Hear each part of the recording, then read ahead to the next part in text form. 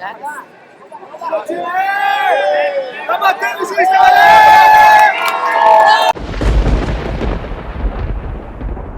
so taking a look at guillotines, very iconic in Jiu-Jitsu. Guillotines are amazing because you can get them from anywhere. The front headlock comes up a lot, especially if you're scrambling. It's very easy to get a hold of somebody's neck. Generally, people try to take you down, so there's a lot of opportunities for guillotines there. So the thing with guillotines that we like is they have the ability to turn the tide of a battle. It's Jiu-Jitsu's version of a knockout punch. You can be losing the whole match, but you get a hold of their neck and you hit the guillotine just right, you're gonna get the tap, okay? So you can be losing, you know, for example, you can be in side control, you can heist up, get a guillotine, and you can finish the match just like that. So it's really good to have, especially if you like to move around, you like to scramble, or you like to, you know, stand and people take you down, okay? It's a very useful skill to have. So let's look at the Arm-In Guillotine, probably the one that comes up the most in Jiu-Jitsu. So it's very common for me to have Paul in a front headlock situation like this. When I'm in the front headlock, I want to make sure that my chest is on his back, so he can't just stand up. I have a nice amount of weight on him. I'm not accepting like any single leg grip, so if he locks his hand around my leg, okay, I have to sprawl out straight away. I don't want to accept that. So now from here, it's also quite common for people to throw their arms out and try and get a double leg on me, all right, and knock me down to the ground. It's not what I want. However, that creates an opportunity for us to hit the Arm-In Guillotine. So we're here. He goes for his double leg, okay? I'm going to lock. I'm gonna get my thumb, okay, to his front delt, all right? So it's kind of like this grip, and I want to have my thumb and my knuckles pasted to his front delt, okay? That area right there. And then I'm gonna get a 5-finger grip like this.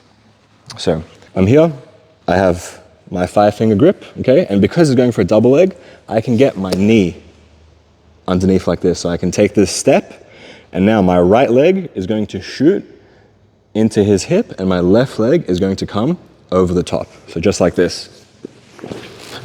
Okay.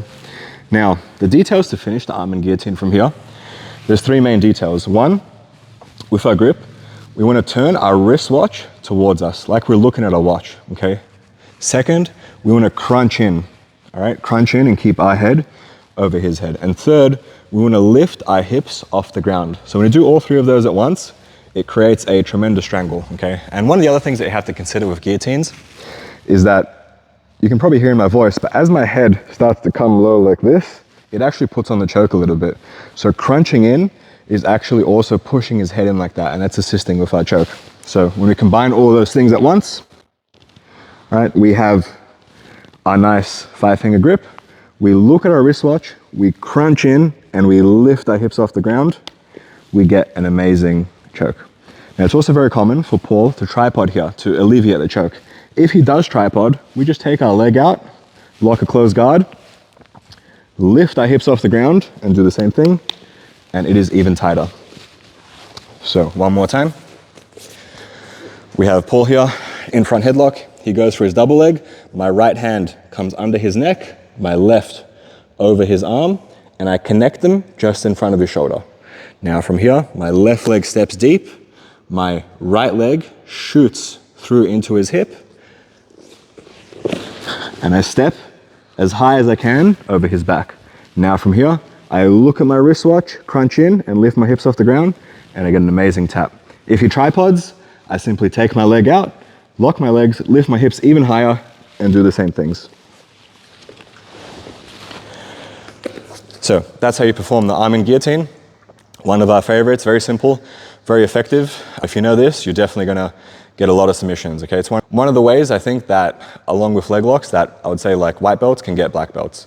Doesn't require you to pass the guard, you know, take the back, get through their rear naked choke defense. This is you know, 1 step, 2 step, boom, it's a tap, okay? So I hope you guys enjoyed that.